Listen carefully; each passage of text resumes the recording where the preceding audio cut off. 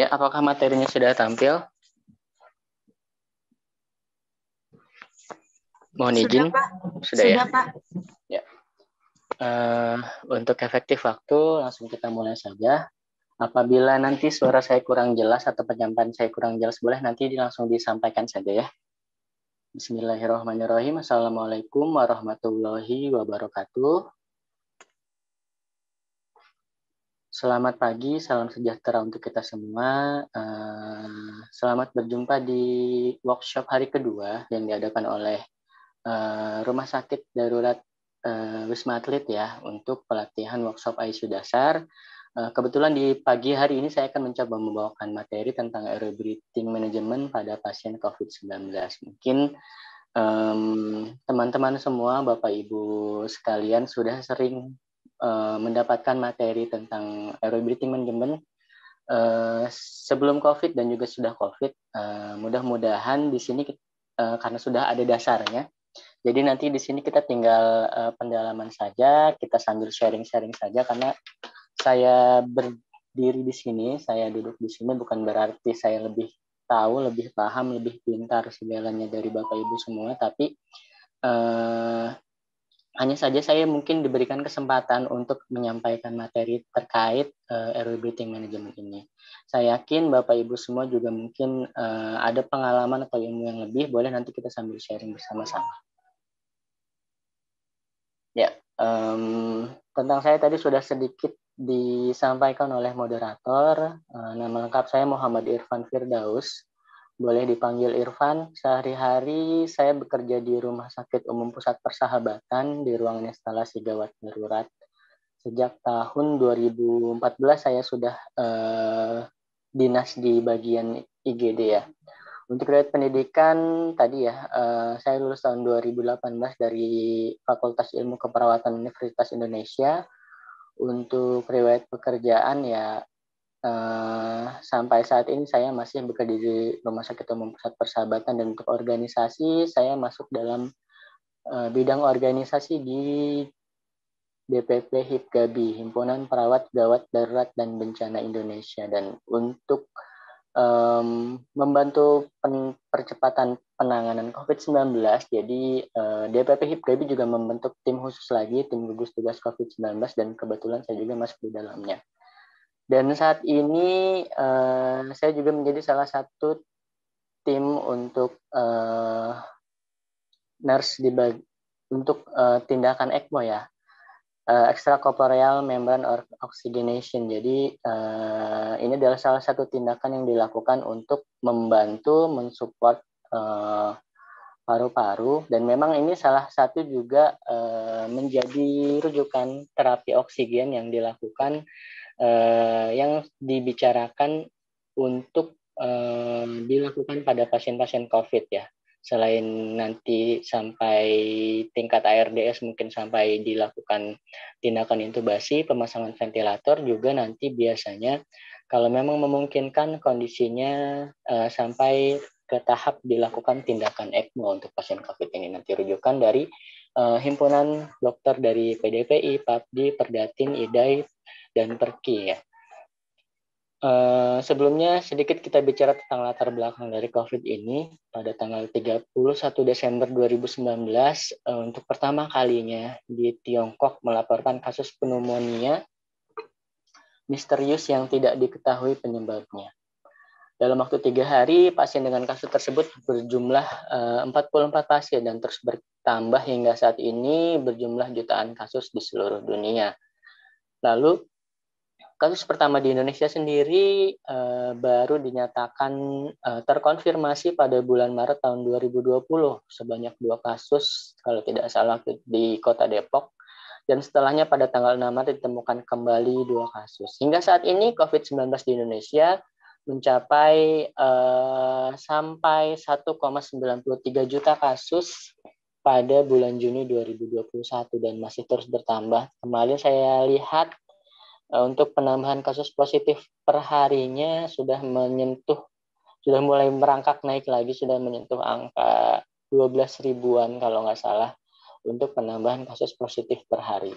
Dan ini harus menjadi perhatian kita semua ya, bahwa memang kemarin sebelum mulai dari awal tahun sampai dengan libur Lebaran, sampai dengan Hari Raya itu kasusnya masih bisa kita tekan, tapi setelah libur Lebaran banyak aktivitas, banyak pergerakan manusia dari kota besar ke kota kecil, banyak mengadakan acara-acara pertemuan, mungkin kerumunan, makan bersama, sehingga saat ini kasusnya mulai merangkak naik lagi di Jawa Barat sendiri. Untuk keterisian tempat tidur, kalau tidak salah sudah banyak yang menyentuh angka bor 100% untuk ruang isolasi.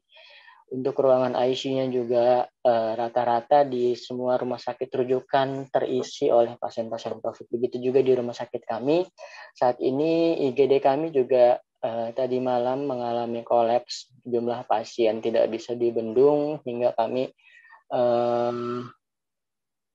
membuka pelayanan sampai kepada di luar ruangan isolasi sebelum masuk ya. Kami menyediakan tabung-tabung oksigen portable yang bisa kami sediakan. Biasanya harusnya terakomodasi semua dengan titik oksigen, tapi karena jumlah pasiennya lebih banyak, sehingga ada fenomena overload kembali di kami.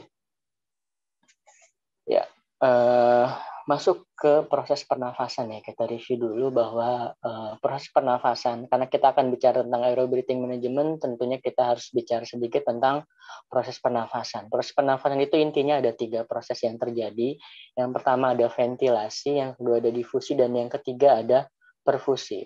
Untuk ventilasi sendiri ini adalah pergerakan udara, perpindahan oksigen atau udara dari udara luar ke dalam paru-paru intinya. Nah, perpindahan udara ini biasanya memang terjadi karena adanya perbedaan tekanan.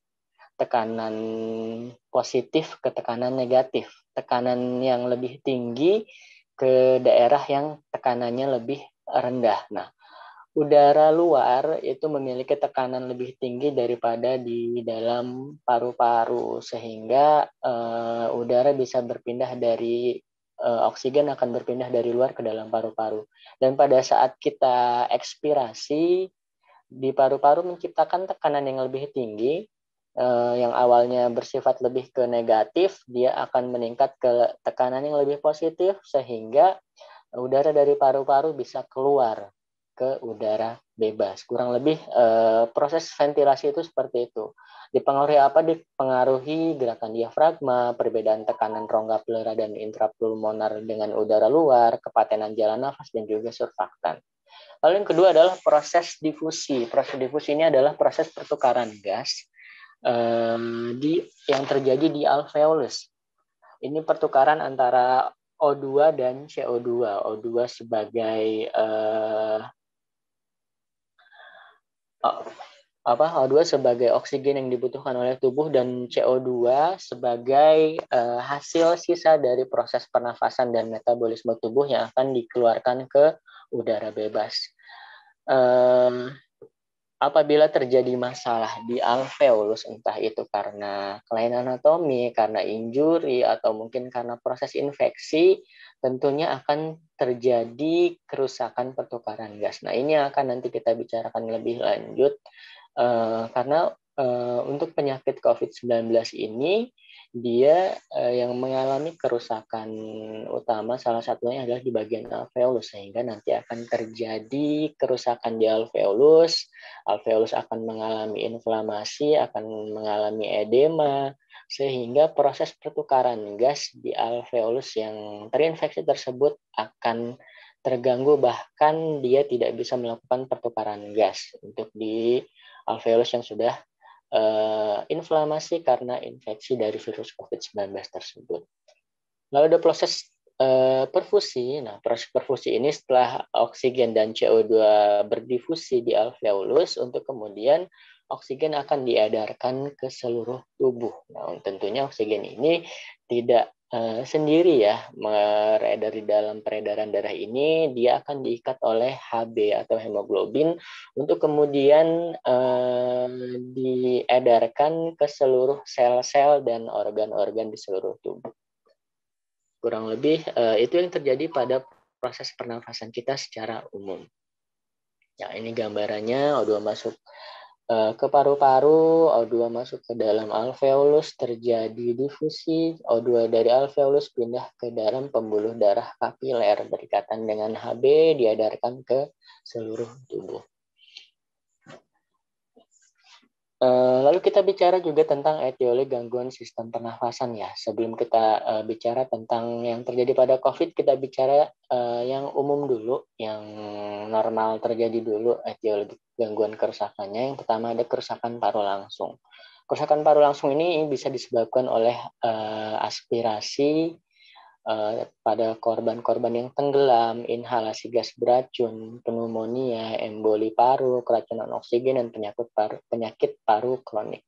Lalu ada kerusakan paru tidak langsung yang disebabkan oleh sepsis, pankreatitis, multiple trauma, shock, transfusi darah, gangguan neuromuskular, anafilaksis, nekrosis jaringan. Dan juga ada gangguan kronik. Gangguan kronik ini akibat penyakit yang kronik ya. Ada gagal jantung, ada PPOK, dan juga gagal ginjal.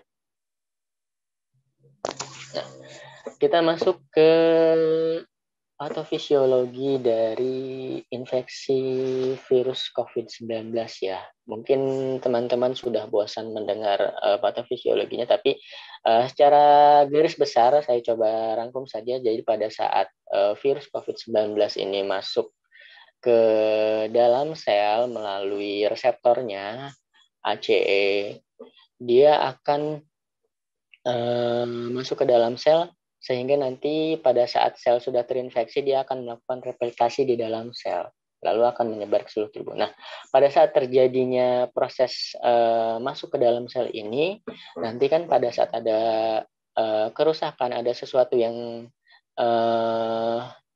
tidak semestinya di dalam sel, tubuh akan merespon dengan dia merilis makrofag. Makrofag akan merilis sitokin untuk kemudian sitokin ini akan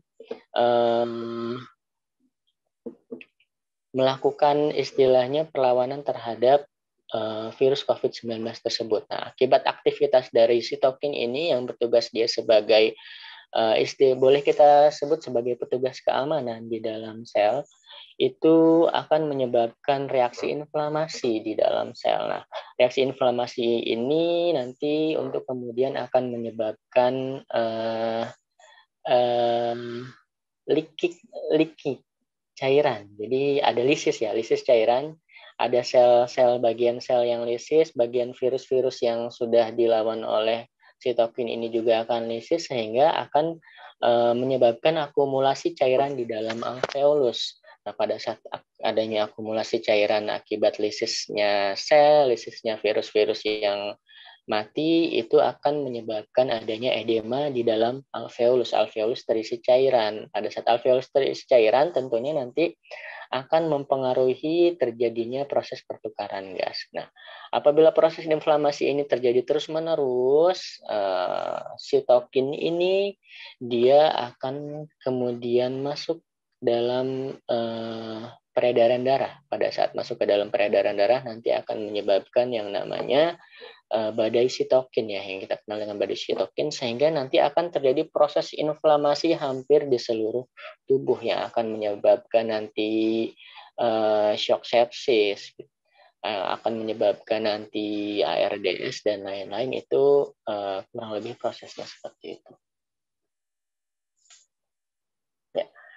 Ini satu lagi ya, jadi pada saat virus masuk, dia akan menginfeksi pada sel epitel pernafasan, akan menyebabkan nekrosis pada epitel pernafasan, meningkatkan produksi mukus, dan peningkatan permeabilitas kapiler, sehingga akan menyebabkan akumulasi cairan dalam alveolus dan menyebabkan infeksi, pneumonia, berlangsung terus-menerus sampai menyebabkan ARDS, inflamasi sistemik, dan disfungsi multi organ.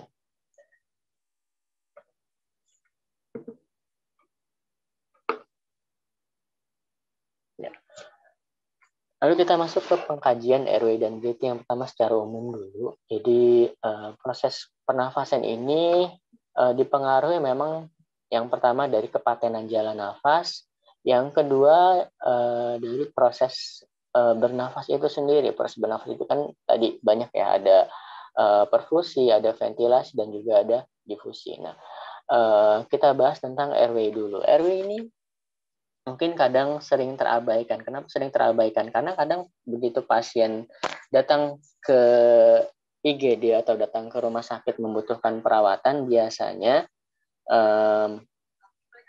langsung pasien tersebut dipasangkan oksigen. Tapi kadang kita suka lupa untuk mengkaji bahwa ternyata ada kemungkinan dia mengalami gangguan di airway, ada sumbatan jalan nafas.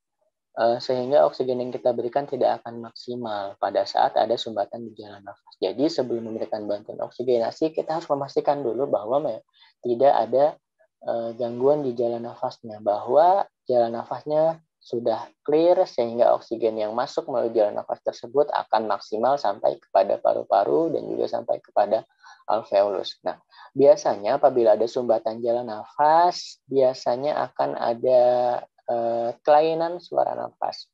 Apabila disebabkan oleh benda padat, mungkin bisa menyebabkan suara stridor atau snoring. Apabila disebabkan oleh benda cair, mungkin akan menyebabkan suara nafas gargling. Stridor ini biasanya disebabkan oleh sumbatan jalan nafas yang dia lebih ke anatomi jalan nafasnya. Jadi ada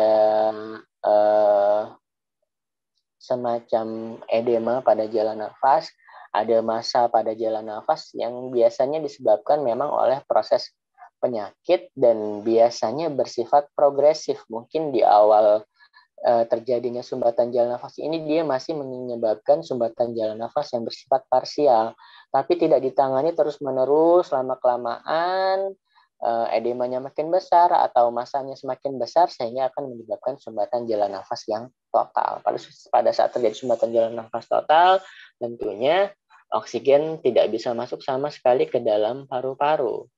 Tidak ditangani terus-menerus, ya lama-lama pasien akan henti nafas, henti jantung, dan sampai kemungkinan bisa meninggal.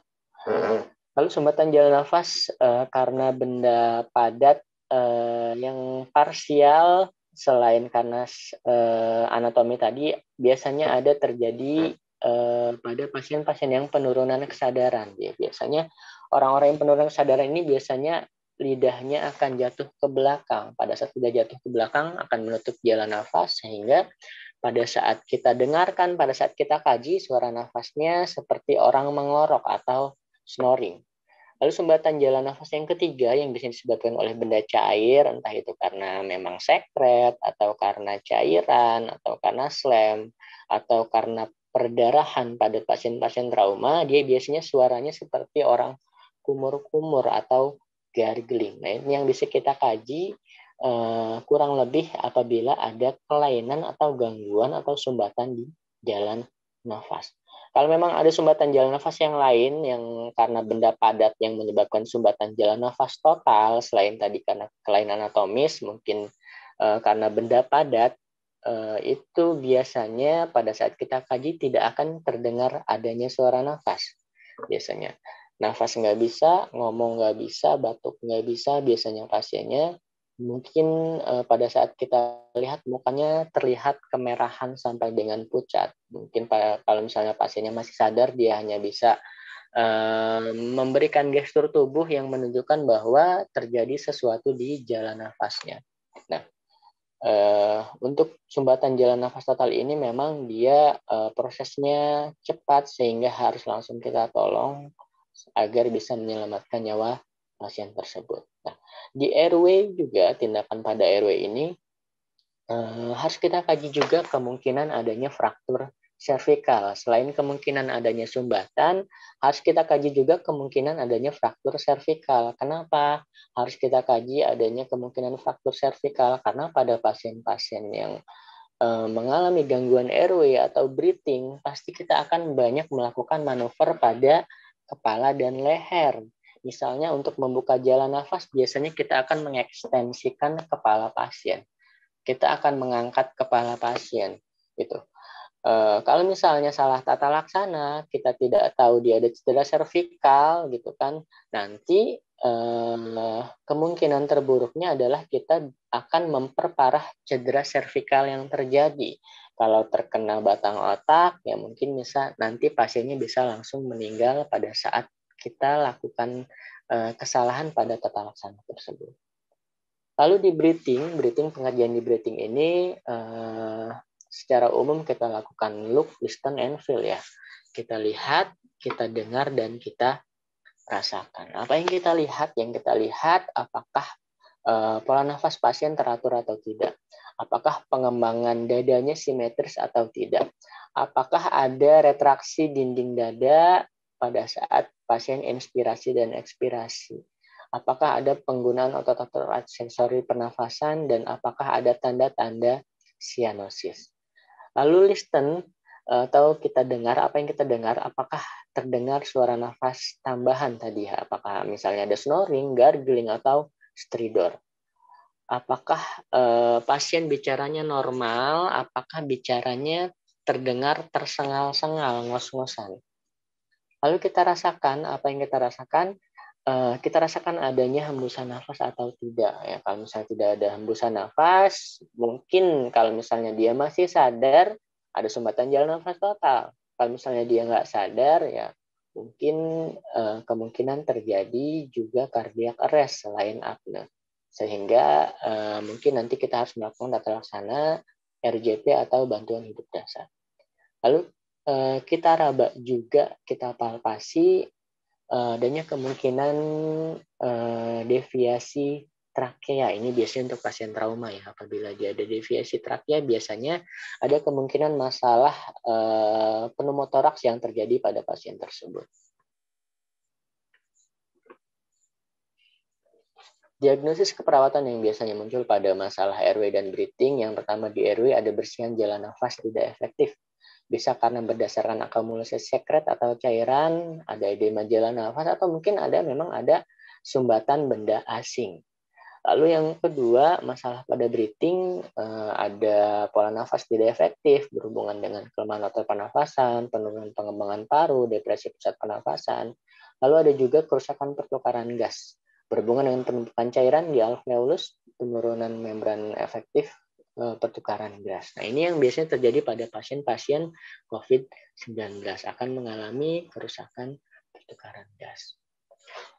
Tujuan intervensi keperawatan prioritas utamanya ya buka dan pertahankan jalan nafas yang paten, pertahankan pola nafas, dan pertahankan pertukaran gas yang adekuat. Bila terjadi gagal nafas, pertimbangkan untuk pemakaian ventilasi mekanik.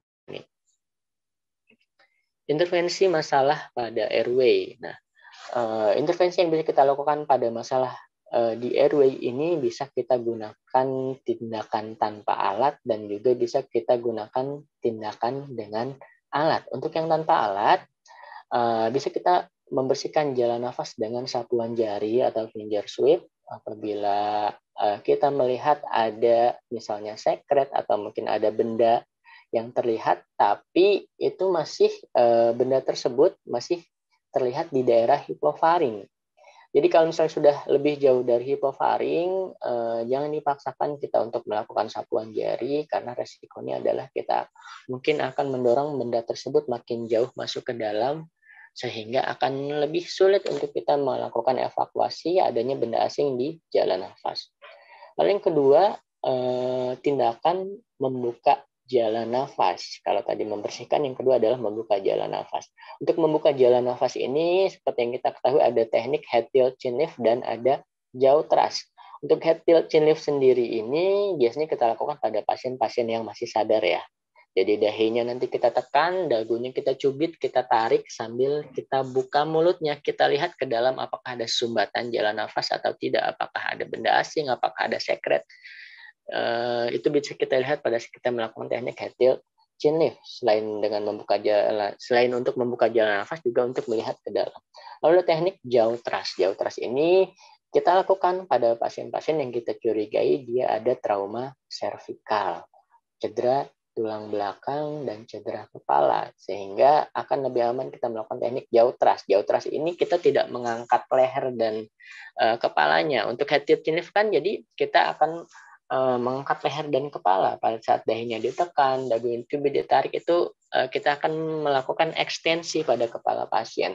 Tapi untuk jauh thrust ini, kepala pasien tetap dalam posisinya. Yang kita buka adalah bagian mandibulanya. Jadi nanti tindakan dari jauh thrust ini adalah membuka dan mendorong mandibulanya ke depan. Lalu yang ketiga, untuk yang tanpa alat adalah untuk menangani atau mengatasi pada kasus-kasus pasien tersedak atau choking. Ini adalah teknik manual thrust. Manual thrust ini ada Heimlich maneuver dan ada back blow. Jadi nanti kita bisa melakukan chest thrust, abdominal thrust, dan juga back blow untuk mengatasi pasien-pasien yang tersedak. Untuk abdominal thrust dilakukan apabila pasiennya selain ibu hamil. Tapi kalau misalnya pasien ibu hamil, kita lakukan chest thrust. Kenapa ibu hamil tidak boleh dilakukan abdominal thrust? Karena resiko akan mengganggu janinnya ya. Jadi kita lakukan lebih ke jauh thrust. Jadi ini adalah tindakan untuk kita melakukan pertolongan pertama pada pasien yang mengalami choking atau tersedak. Biasanya nanti untuk abdominal thrust, biasanya pasiennya kita rangkul dari belakang. Sambil kita rangkul dari belakang, nanti kita kepalkan tangan kita di bagian bawah sternum atau di bagian ulu hati ya. Nanti kita tekan keras dan sambil dihentakkan ke atas. Kita ulangi kurang lebih sekitar 5 kali.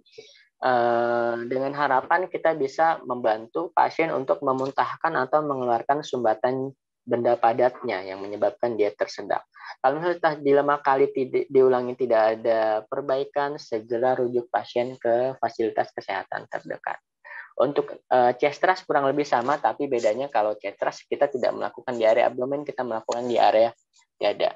Lalu ada teknik back blow. Untuk back blow ini biasanya kita melakukan intinya sama, kita melakukan penekanan tapi bukan pada bagian perut atau dadanya, kita melakukan tepukan di bagian punggung. Di bagian punggung dengan satu tangan menyangga bagian dada pasien, satu tangan menghentakkan ke bagian punggung pasien, dihentakkan keras ke arah atas dengan tujuan pasien akan memuntahkan atau mengeluarkan sumbatan benda padat yang menyebabkan dia tersedak. Itu untuk yang tanpa alat. Jadi ada membersihkan jalan nafas dengan finger tube, ada membuka jalan nafas dengan head tilt chin lift dan jauh thrust, dan juga ada mengatasi tersedak dengan Heimlich maneuver. Lalu ada yang menggunakan alat. Untuk menggunakan alat ini biasanya kalau misalnya sumbatannya karena benda cair, kita lakukan teknik suction ya. Teknik suction yang perlu diperhatikan pada teknik suction ini adalah pada pasien-pasien, kontraindikasinya adalah pada pasien-pasien yang mengalami tekanan intrakranial. Jadi kalau kita lakukan suction adalah resikonya kalau misalnya ada tekanan intrakranial, itu tekanan intrakranialnya akan meningkat. Jadi perlu hati-hati juga, kita perhatikan pasiennya seperti apa. Nah, untuk suction ini biasanya kita lakukan idealnya kita tidak melakukan lebih dari 15 detik. Jadi sekitar 10-15 detik untuk satu kali kita melakukan suctioning. Kenapa tidak boleh terlalu lama? Karena ada prinsip dari suction ini adalah 3A istilahnya. A yang pertama adalah acyanosis. Jadi kalau misalnya kita melakukan suction terlalu lama, lebih dari 15 detik, resikonya untuk pasien adalah bisa menyebabkan cyanosis. Lalu A yang kedua adalah atraumatik. Jadi kalau misalnya kita melakukan suction terlalu lama, lebih dari 15 detik, resikonya adalah kita akan menyebabkan luka di saluran nafas pasien atau lesi ya, lecet gitu, luka atau trauma. Jadi diharapkan suction ini tidak menyebabkan trauma pada pasien atraumatik. Lalu A yang ketiga adalah asepsis. Jadi diharapkan kita melakukan suction ini tetap memperhatikan teknik sepsisnya, teknik aseptiknya.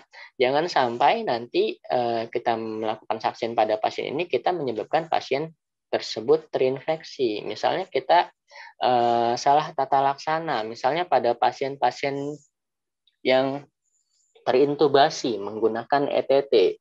ETT yang vaksin yang digunakan untuk pasien tersebut mungkin sudah kita gunakan sebelumnya untuk melakukan suctioning pada area mulut. Habis suction mulut, suctionnya pindah ke ETT.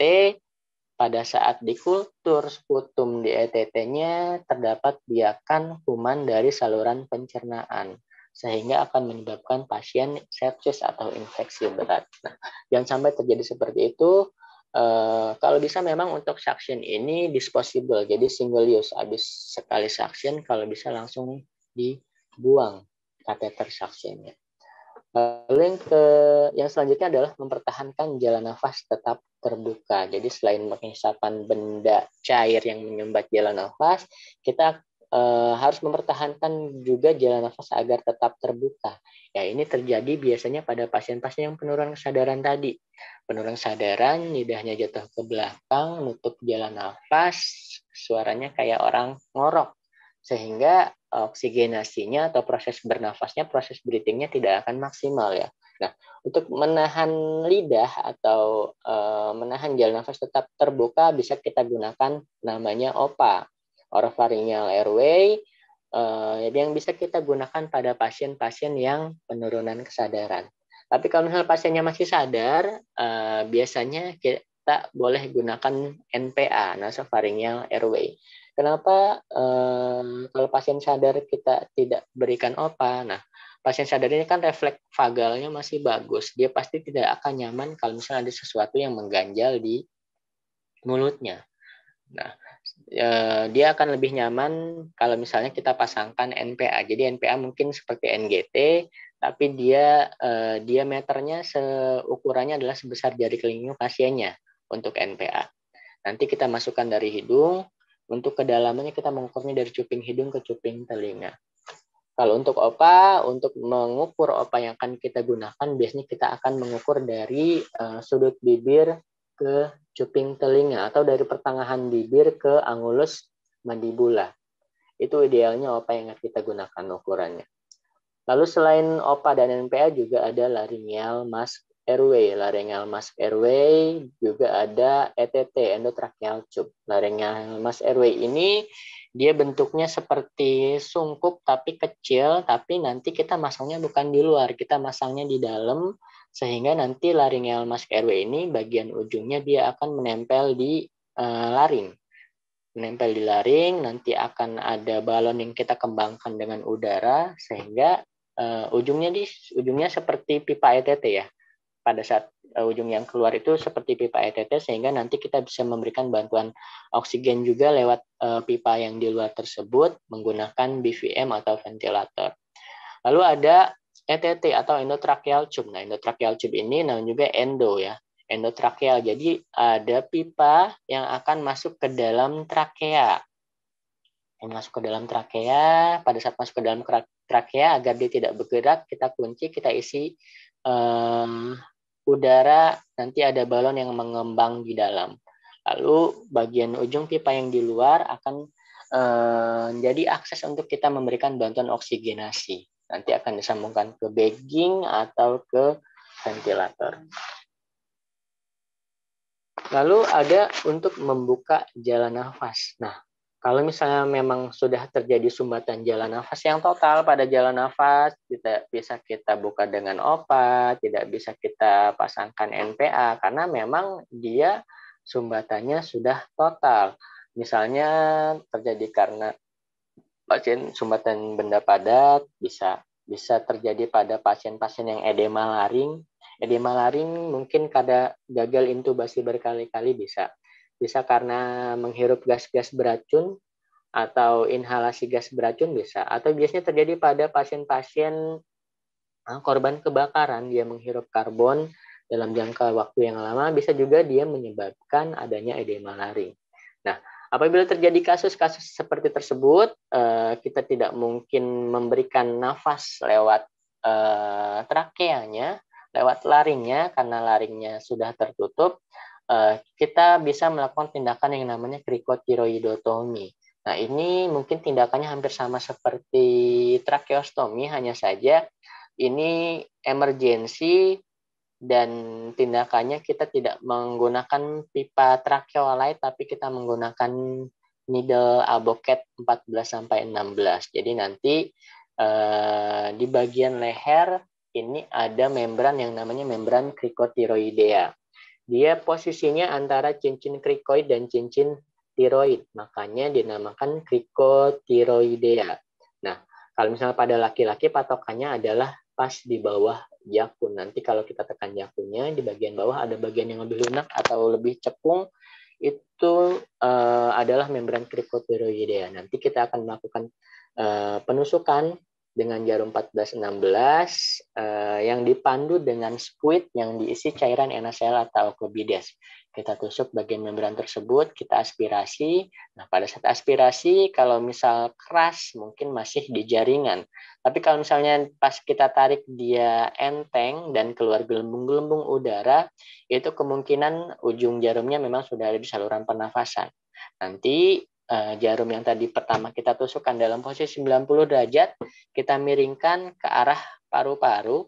Nah, nanti jarumnya kita tarik, aboketnya kita dorong ke dalam terus sampai aboketnya masuk semuanya. Lalu untuk memberikan bantuan oksigenasinya, kita modifikasi menggunakan selang infus. Jadi selang infus kita modifikasi sebagai selang oksigen.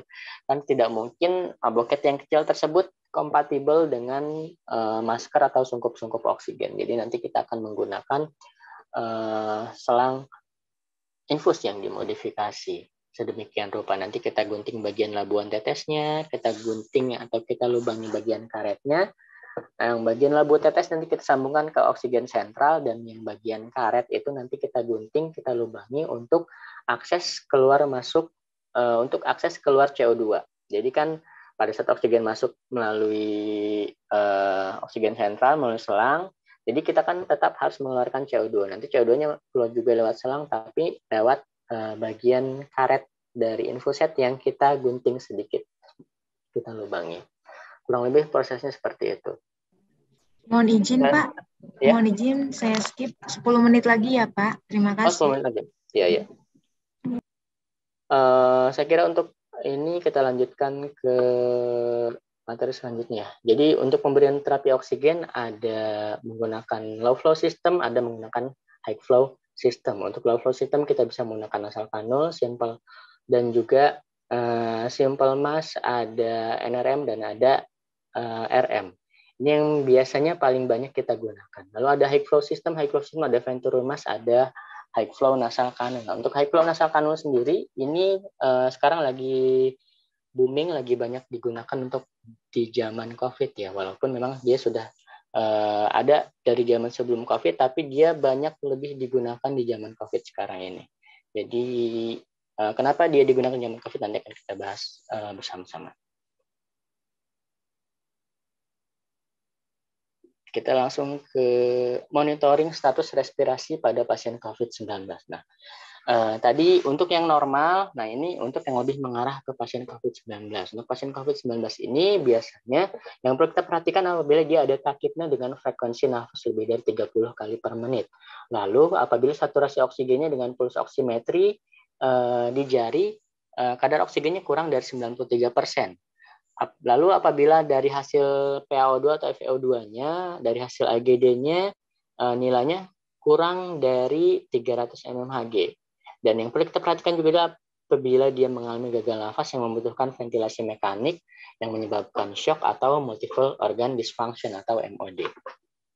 Nah, alur pemberian terapi oksigen pada pasien COVID-19, yang pertama apabila pasien ada kasus suspek atau probable terkonfirmasi COVID-19, apabila dia ada gangguan di jalan nafas, itu kemungkinan bisa kita segera lakukan tindakan intubasi, karena jalan nafas ini adalah hierarki tertinggi dari kegawat daruratan, gangguan di airway. Apabila airway terganggu, tidak bisa ditangani masalah airway-nya, kita langsung lakukan tindakan intubasi kita pasangkan ventilator.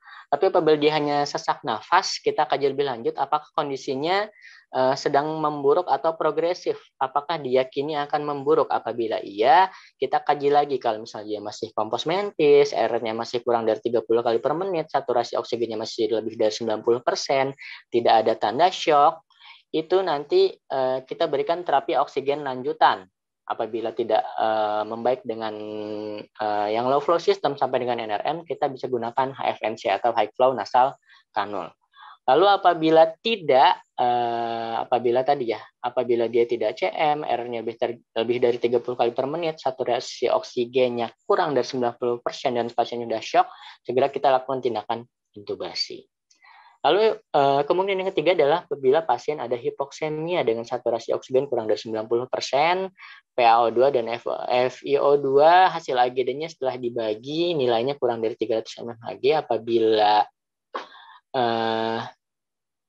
Apabila kondisinya sedang dan memburuk atau progresif, tapi dia masih CM, R-nya masih kurang dari 30, saturasinya masih normal, itu kita pertimbangkan untuk kasih oksigen HFNC dulu. Tapi kalau misalnya dia tidak mengalami hipoksemia, hanya keluhan biasa, ya kita gunakan nasal kanul dulu sampai dengan NRM dengan target oksigen 90-96%. Tapi apabila dia tidak ada mengalami pembaikan setelah digunakan oksigen, sampai dengan NRM, kita tingkatkan HFNC. HFNC tidak ada perbaikan, kita tingkatkan ke NIV. Kita evaluasi. Apabila tidak ada perbaikan juga, nanti kita pertimbangkan untuk melakukan intubasi dan pemasangan ventilator. Bisa juga kita pertimbangkan untuk tindakan ECMO bila tidak ada kontraindikasi yang lain.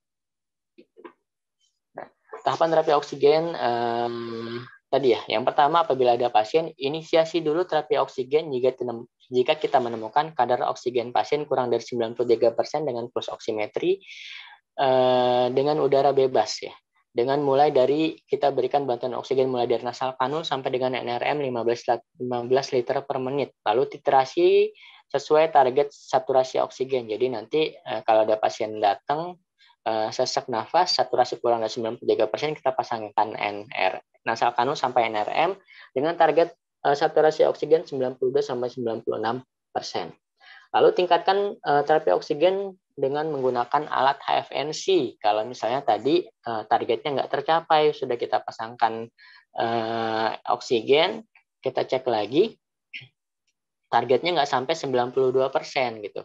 Kita tingkatkan pemberian oksigennya dengan menggunakan high flow nasal kanul. Jika tidak terjadi perbaikan klinis dalam 1 jam atau lebih, atau terjadi perburukan, inisiasi terapi oksigen dengan nasal kanul ini kita berikan mulai dari 30 flow-nya 30 liter per menit sampai 60 liter per menit dengan fraksi oksigen 40% sampai dengan 100%, 90% biasanya.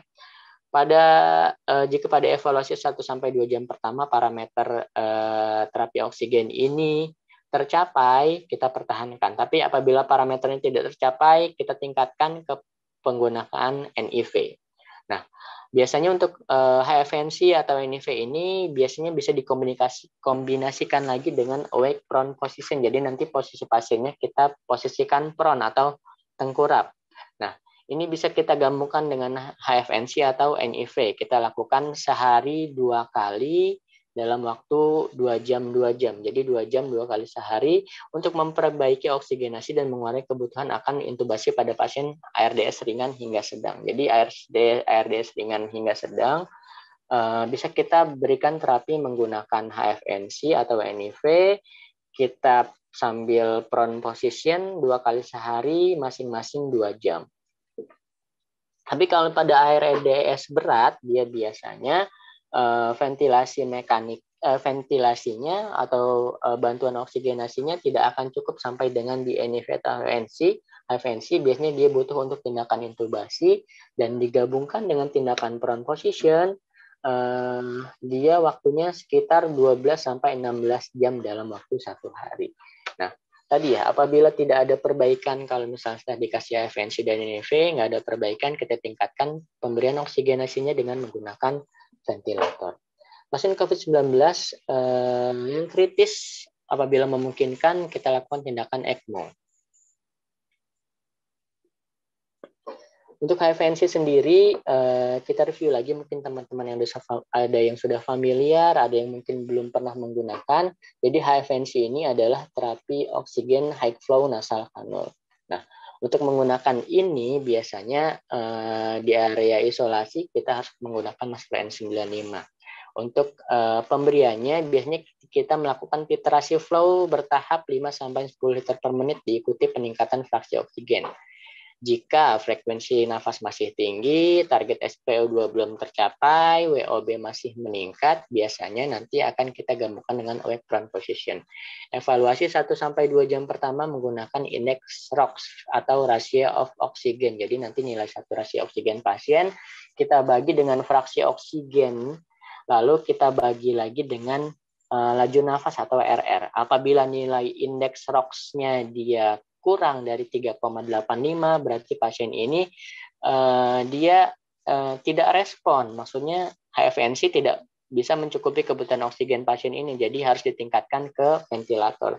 Tapi kalau misalnya indeks ROX-nya lebih dari 4,88, pasien ini bisa kita pertahankan untuk di maintenance dulu menggunakan HFNC.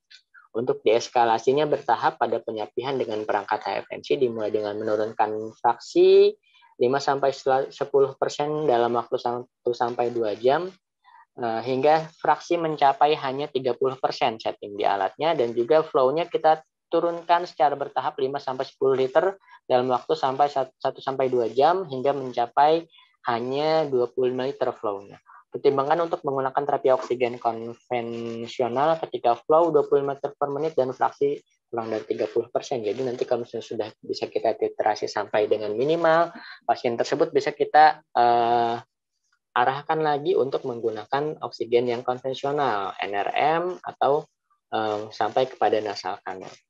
Untuk proses high flow nasal oksigen sendiri, kenapa sih dia bisa memberikan flow yang tinggi padahal dia nasal kanul?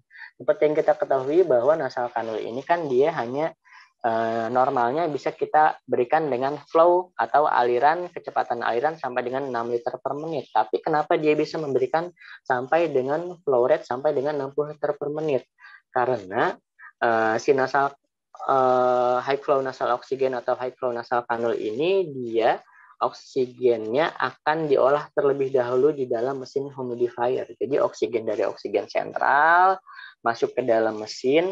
Nah, di mesin tersebut nanti akan dihumidifikasi, akan dilembabkan, lalu juga dihangatkan. Jadi di HFNC ini kita bisa memberikan setting suhu, kita bisa memberikan setting flow, dan juga kita bisa memberikan setting fraksi oksigen. Nah, setelah kita atur suhunya, kelembabannya, kita atur kecepatan flow-nya, dan kita atur fraksinya. Nah, oksigen dari mesin humidifier yang ada di high flow nasal kanul ini akan dialirkan ke pasien, sehingga pada saat masuk ke dalam rongga hidung pasien, ke dalam saluran pernafasan pasien, ini akan lebih aman, tidak akan bersifat irritable lagi. Jadi kalau misalnya tidak dilembabkan dan tidak dihangatkan tadi dengan kecepatan 60 liter per menit, resikonya adalah akan menyebabkan iritasi. Nah, karena flow yang diberikan ini tinggi, sehingga dia akan bisa membuka paru-paru lebih besar, lebih kuat, sehingga proses oksigenasi ke dalam paru-paru dia akan lebih optimal dibandingkan dengan NRM. Lalu, kapan sebaiknya digunakan HFNC? Pada saat pasien kesulitan bernafas atau dyspnea, ada hipoksemia, atau mungkin dia sudah tidak respon dengan pemberian oksigen yang konvensional dengan tingkatan paling tinggi. Bisa kita pertimbangkan untuk menggunakan HFNC. Ini contoh alat-alat HFNC yang bisa digunakan. Ada banyak berbagai produsen atau distributor memang. Lalu selain HFNC, ada juga NIV atau non-invasive ventilation. Jadi kalau misalnya tadi HFNC nggak berhasil, boleh kita pertimbangkan ke NIV, atau boleh kita pertimbangkan langsung ke invasif ventilasi, atau kita intubasi menggunakan ventilator. NIV ini kita menggunakan ventilator, tapi kita tidak melakukan intubasi, kita tidak menggunakan ETT, kita menggunakan sungkup yang rapat di area ada yang hanya menutup area mulut dan hidung saja, tapi ada juga yang menutup seluruh area wajah. Nah, penggunaan NIV ini biasanya dipastikan tidak ada kebocoran dari celah-celah sungkupnya. Kalau ada kebocoran, tentunya tidak akan maksimal. Dan ini resiko untuk menyebabkan airborne-nya lumayan tinggi. Jadi sebenarnya tidak begitu direkomendasikan untuk pasien-pasien COVID. Kalau misalnya kita yakin ini tidak ada kebocoran, tidak apa-apa. Tapi resiko airborne-nya dia sangat tinggi untuk NIV ini. Nah, pastikan kita menggunakan APD level 3, pastikan kita menggunakan masker N95 ya pada saat kita melakukan tindakan pada pasien menggunakan NIV ini. Evaluasi penggunaan NIV 1-2 jam dengan target parameter tidak ada keluhan yang berlebihan, lagi pernafasannya kurang dari 30 kali per menit, WLB-nya menurun, terus saturasi oksigennya mencapai target 90-96%, pH di AGD-nya lebih dari 7,25, PaCO2-nya normal 30-55, PO2 60, rasio PF-nya lebih dari 200, tidal volume yang diberikan 6-8 ml per kilogram berat badan. Pada kasus ARDS berat, gagal organ dan shock disarankan kita melakukannya bukan NIV ya, tapi invasif ventilasi atau kita melakukan tindakan intubasi, memberikan pasien bantuan nafas menggunakan ventilator. Ini contoh masker atau sungkup NIV. Jadi pakai sungkup tapi nanti kita menggunakan ventilator. Lalu ventilasi invasif. Nah, ventilasi invasif atau kita sebut dengan intubasi menggunakan ETT. Nah, pastikan kita menggunakan APD level 3, kita menggunakan masker N95. Nah, kita tetapkan target volume tidalnya yang rendah dulu, 4-8 ml per kilogram berat badan. Dengan plateau pressure kurang dari 30 dan driving pressure kurang dari 15 cmH2O. Lalu pada pasien-pasien ARDS sedang sampai berat diterapkan protokol PIP yang lebih tinggi biasanya dengan pemantauan terjadinya risiko barotrauma. Biasanya PIP yang diberikan bisa lebih dari 10 cmH2O. Untuk pasien ARDS sedang sampai berat yang mengalami hipoksemia refraktor, biasanya dilakukan ventilasi dan digabung dengan prone position 12-16 jam per hari. Pada ARDS sedang sampai berat yang mengalami kondisi disinkronisasi antar pasien dengan ventilator yang persisten, plateau pressure tinggi secara persisten dan ventilasi pada prone position membutuhkan sedasi yang dalam, pemberian pelumpuh otot secara kontinu selama 48 jam dapat dipertimbangkan. Untuk teknik ventilasi invasif tersendiri nanti memang ada materinya, jadi kita tidak bahas terlalu jauh, hanya tingkatan-tingkatannya saja. Lalu ada positioning pasien untuk memaksimalkan terapi oksigen ya. Jadi kita prone position, jadi pasiennya posisi tengkurap, tapi tetap kita amankan bagian mulut dan hidungnya jangan sampai tertekan atau tertutup ya.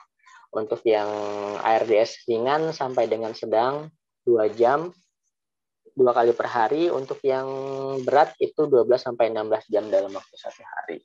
Nah, ini ada apabila kita melakukan tindakan intubasi ya, tindakan intubasi atau tindakan gawat daruratan pada pasien-pasien COVID-19, ini idealnya kita untuk ruangannya ini, untuk pengaturan ketenagaan ini kurang lebih seperti yang ada di gambar ini. Jadi nanti minimal di dalam ruangan isolasi ini ada 4 orang. Ada RW assistant, ada operator, ada tim leader, dan juga nanti ada runner. Nah, runner ini tugasnya buat apa? Runner ini tugasnya adalah dia yang akan mencukupi kebutuhan dari timnya. Tim leader dia yang akan memberikan instruksi kepada RW operator dan RW assistant. RW operator dia yang akan melakukan tindakan intubasi. RW assistant dia yang akan membantu mencukupi alat-alat yang ada di dalam ruangan tersebut. Untuk yang runner, dia yang akan mencukupi alat-alat yang memang tidak ada di ruangan tersebut. Dia akan koordinasi dengan runner kedua yang ada di anterum. Jadi di anterum idealnya ada 1 orang runner lagi. Lalu di luar nanti ada runner ketiga, nanti dia yang akan mencukupi kebutuhan alat-alat tersebut yang akan mengambil langsung mungkin ke depo farmasi. kurang lebih seperti itu. Mohon izin Bapak, Ya, mohon maaf saya skip dulu 5 menit lagi ya Pak. ya, oke. Terima kasih. Lalu ini ada sirkuit setup-nya. Jadi sirkuit setup-nya ini atau bisa kita menggunakan BVM atau bisa kita menggunakan ventilator atau sirkuit ventilator. Biasanya idealnya dari pasien sebelum ke BVM atau sebelum ke ventilator itu biasanya nanti kita akan pasangkan dulu filternya ya. Jadi ada filter humidifier, filter HME namanya. Nah, ini untuk mengurangi resikonya adanya aerosol yang disebabkan oleh pemberian oksigen tekanan tinggi menggunakan ventilator.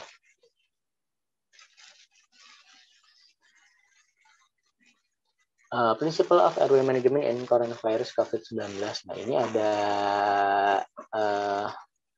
panduan yang bisa kita lakukan sebelum, selama, dan setelah kita melakukan tindakan pada airway breathing management pada pasien-pasien COVID-19. Sebelum kita persiapkan proteksi dari stafnya, kita perhatikan yang hygiene, kita minimal kontak, kita pastikan timnya harus kita perhitungkan sebelum kita melakukan tindakan ini tidak terlalu banyak dan tidak terlalu sedikit, dan kita pastikan timnya aman dengan menggunakan APD yang memang digunakan yang seharusnya, misalnya APD level 3. Kita persiapkan, jadi sebelum masuk ke dalam ruangan isolasi, boleh kita persiapkan dulu alat yang kita butuhkan itu di luar dulu, misalnya alat-alat intubasi, obat-obatan sedasinya kita siapkan dulu di luar sebelum kita masuk ke dalam, sehingga pada saat di dalam kita akan lebih efektif waktu untuk melakukan tindakan. Lalu selama melakukan tindakan, pastikan ada kerjasama tim yang baik, dan juga pastikan kita memperhatikan teknik-teknik yang kita gunakannya tetap sepsis dan asepsisnya, lalu untuk pengurangan resiko infeksinya, resiko airborne-nya, misalnya kita gunakan tadi ya filter HME pada saat kita melakukan bagging gitu kan. Kita ruangannya juga ya, ruangannya kita gunakan ruangan yang ideal untuk melakukan tindakan tersebut ya, misalnya di ruangan isolasi dengan tata udara tekanan negatif. Lalu setelah kita melakukan tindakan ya pastikan tetap kita jaga hygiene dari diri kita sendiri. Yang paling penting adalah pada saat kita downing atau pada saat kita pelepasan APD. Karena paling banyak terpapar itu sebenarnya kalau misalnya kita menggunakan APD-nya benar, pada saat tindakan itu kita aman, tapi pada saat kita melepaskan APD biasanya kadang kita suka lalai. Pastikan kita tetap jaga minimal kontak terhadap bagian-bagian yang memang itu infeksius.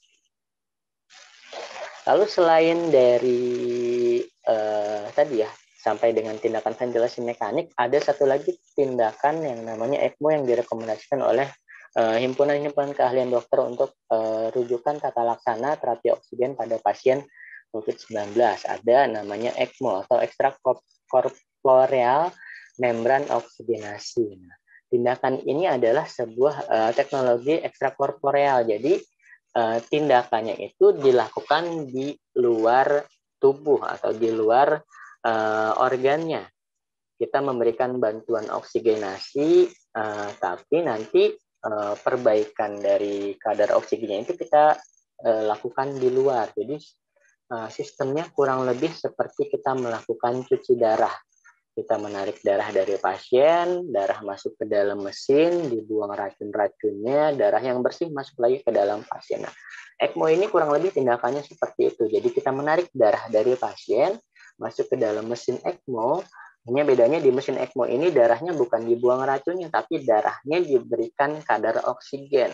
Jadi nanti dengan sistem oksigen blender, dengan sistem oksigenator sedemikian rupa, si darah yang tadinya miskin oksigen setelah masuk ke dalam mesin oksigenator ini, dia pada saat keluar dari mesin akan kaya oksigen. Setelah darahnya kaya oksigen, nanti dia akan masuk kembali ke dalam tubuh dan diedarkan ke seluruh tubuh. Sehingga diharapkan nanti proses perfusinya dia akan lebih efektif. Memang untuk ECMO ini bukan sebuah terapi yang bisa menjamin kesembuhan pasien. Dia hanya terapi yang dilakukan untuk memberikan waktu untuk proses recovery terlebih dahulu dan juga untuk mempertimbangkan tindakan apa yang dilakukan selanjutnya.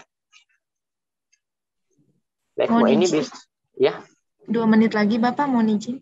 Ya, 2 menit lagi ya. Ya, makasih. Oke. ECMO ini bisa mensupport hanya paru-paru saja, bisa juga mensupport paru-paru dan jantung.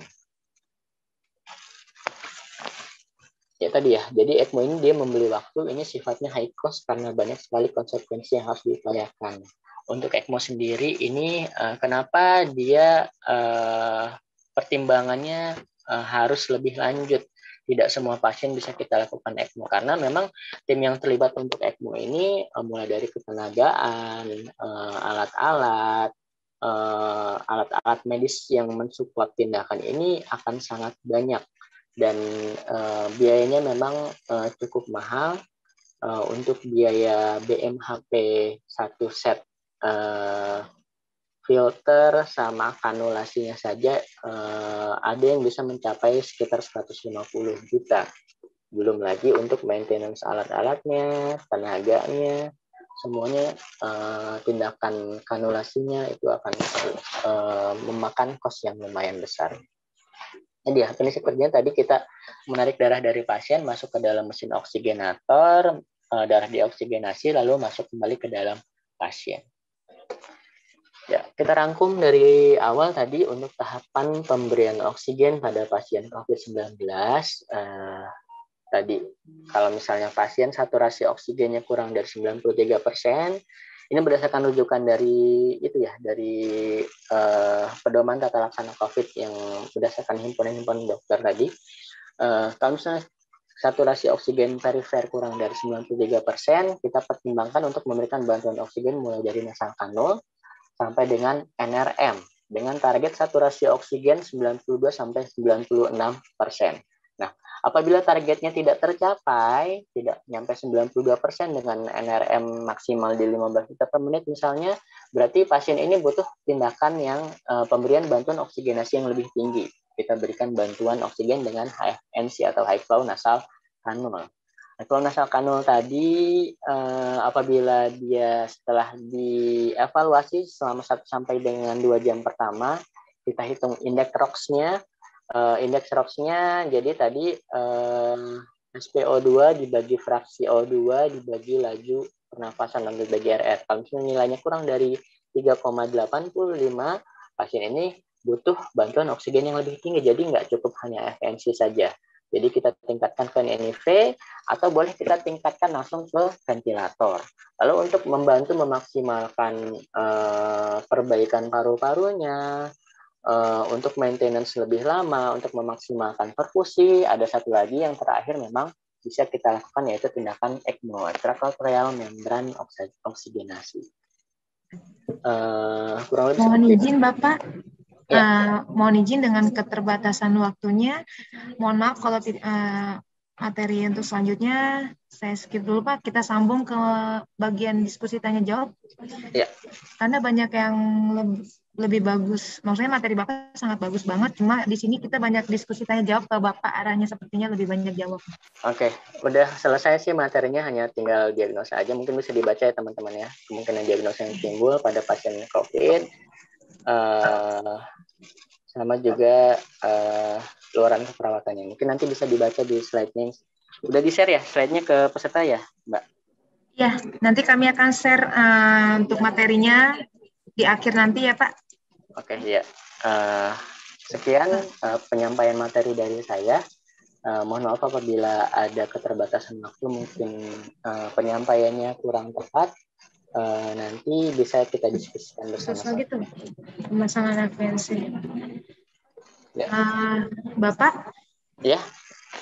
Saya ucapkan terima kasih atas penyampaian materinya yang begitu bagus ya, yang menarik sehingga partisipan di sini makin banyak bertanya tentang materi Bapak, saking penasarannya dengan semangatnya Pak.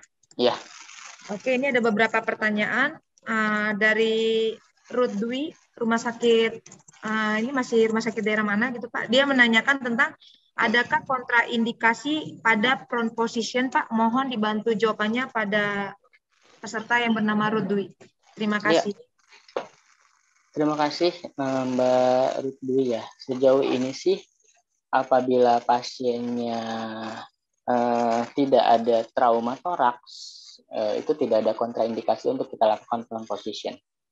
Kontraindikasinya mungkin pada pasien yang sudah dilakukan ECMO.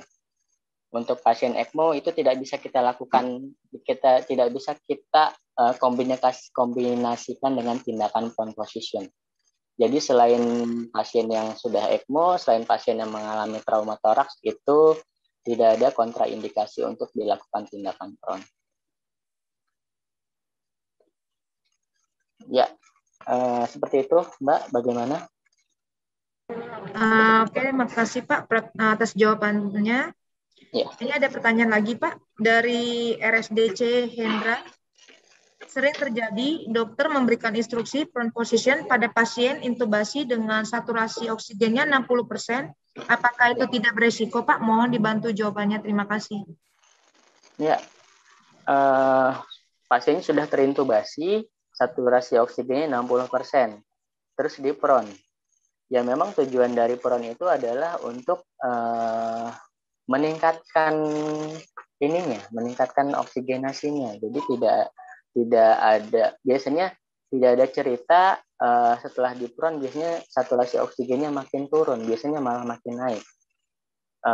Pengalaman saya sih sejauh ini seperti itu ya. Jadi memang setelah di prone itu saturasi oksigennya lebih naik, tapi pada saat kita supine lagi itu malah turun lagi biasanya. Jadi tujuan prone itu untuk membantu meningkatkan saturasi oksigennya. Ini tadi ada di slide. Kita dulu. Ini ya.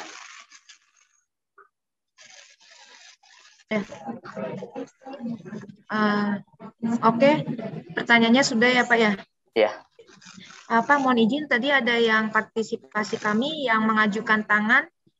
Mohon saya persilakan partisipasi yang mengajukan tangan tadi bisa mengangkat tangannya untuk menanyakannya kepada beliau. Terima kasih. Selamat pagi Bapak, mau bertanya. Ya, selamat pagi Bu. Untuk prone position pada pasien COVID, untuk pasien-pasien yang masih CM, kemudian terpasang FNC, itu kan biasanya untuk peralihan posisi ini pasien merasa sesek nggih Pak. Jadi kadang-kadang pasien merasa malah tidak nyaman dengan peralihan posisi dari supine ke prone position. Mungkin ada saran dari Bapak. Terima kasih. Ya, memang ya mungkin untuk pasien-pasien yang masih sadar pada saat dilakukan prone, ada yang dia merasa nyaman, ada yang dia merasa malah lebih tidak nyaman gitu. Tapi nanti kita lihat parameternya. Biasanya kalau misal parameternya saturasi oksigennya meningkat, ya memang prone yang kita lakukan sudah tepat. Tapi kalau misalnya dia nggak nyaman, saturasi oksigennya nggak meningkat, mungkin posisi dari prone-nya kita masih kurang tepat, masih kurang maksimal. Jadi nanti kita lihatnya dari parameter oksigennya. Nah, biasanya kalau misalnya untuk membantu perasaan kurang tidak nyaman pada pasien tersebut, dari pengalaman saya sendiri, biasanya ada diberikan sedasi pada saat dilakukan proning. Jadi pada saat dia posisi normal, pasien tersebut tidak diberikan sedasi. Tapi pada saat dilakukan prone, intensivisnya biasanya dia akan memberikan instruksi sedasi pada saat dilakukan proning, sehingga akan mengurangi rasa tidak nyaman yang dialami oleh pasien tersebut. Kurang lebih itu dari pengalaman saya, Bu. Oke, terima kasih. Bagaimana yang pertanyaannya sudah dijawab oleh beliau. Mohon maaf Baik, Pak, ini adalah terima kasih sudah bisa. Ya, sama-sama Bu. Pak, mohon maaf izin waktunya lagi. Ada yang mengajukan pertanyaan, Reshan. Ya. Dari RSDC, Bapak Wahyu, dipersilakan. Terima kasih. Pak, saya mau nanya, itu tadi Ya, terkait ventilasi dan dilakukan prone position pada pasien yang kena COVID juga dan penurunan saturasi. ya. Apakah ada kontraindikasinya pada saat dilakukan prone position dan pasien merasa tidak nyaman seperti itu? Walaupun penaikan untuk saturasinya cuma naik 1-2 aja gitu. Ya. Udah, terima kasih. Tadi kayaknya udah ada yang nanya di awal ya, Mbak, untuk kontraindikasinya. Iya, tapi kontraindikasinya pada itu bukan pada saat pasien dipasang ventilator. Gitu. Sama aja sih. Jadi tadi selain pasien dilakukan tindakan ECMO dan dia ada trauma toraks, dia dengan ventilator, HFNC atau NIV, boleh tetap kita lakukan prone. Mungkin kalau misalnya tadi kata Masnya ada kontraindikasi setelah dilakukan, mungkin efek samping kali maksudnya ya. Efek samping ada efeknya nggak nih pada saat kita prone untuk pasiennya gitu. Biasanya memang yang sering terjadi adalah pada pasien-pasien yang pakai ventilator kan dia penurunan kesadaran ya. Penurunan kesadaran dia nggak, jadi pada dibikin nggak sadar. Dibikin nggak sadar pakai sedasi gitu kan, tidak ada refleksnya, sehingga pada saat kita balikan tubuhnya itu biasanya bagian wajah kan dia nggak bakalan gerak-gerak kayak orang normal. Orang normal kan masih bisa ngangkat kepalanya. Kalau pegel satu sisi, dia pindahin ke satu sisi yang lain. Nah, biasanya untuk prone ini apabila yang untuk apalagi yang untuk ventilator, kalau misalnya kita kurang tepat dalam tata laksananya, misalnya palanya nggak kita miringin gantian kiri dan kanan gitu, itu resikonya adalah di bagian wajah atau bagian pipinya biasanya nanti akan ada luka akibat tekanan gitu. Biasanya akan lecet, kemerahan, atau mungkin seperti luka, proses terjadinya luka pada dekubitus. Biasanya pengalaman saya kurang lebih seperti itu. Oke Pak, terima kasih. Ini ada lagi Pak pertanyaannya dari Ibu Ruth Dwi Hapsari. Berapa pengaturan suhu HFNC yang tepat? Seringkali suhu sudah diatur 34 derajat Celcius, tapi pasien merasa oksigennya panas. Bagaimana mengatasinya Pak? Mohon dibantu jawabannya. Terima kasih. Ya, memang idealnya sesuai suhu tubuh ya, sesuai suhu tubuh kita sekitar 36 sampai 37 itu. Disesuaikan dengan memang kondisi tubuh pasien. Kalau memang dia merasa masih panas, ya kita turunkan parameternya. Nah, kalau memang sudah kita turunkan parameter oksigennya sampai ke tingkat paling rendah, misal 34 derajat, tapi dia masih kerasa terlalu panas, mungkin kita perlu cek alatnya. Mungkin dia ada kebocoran, mungkin si humidifikasinya airnya kurang gitu, perlu kita cek lagi.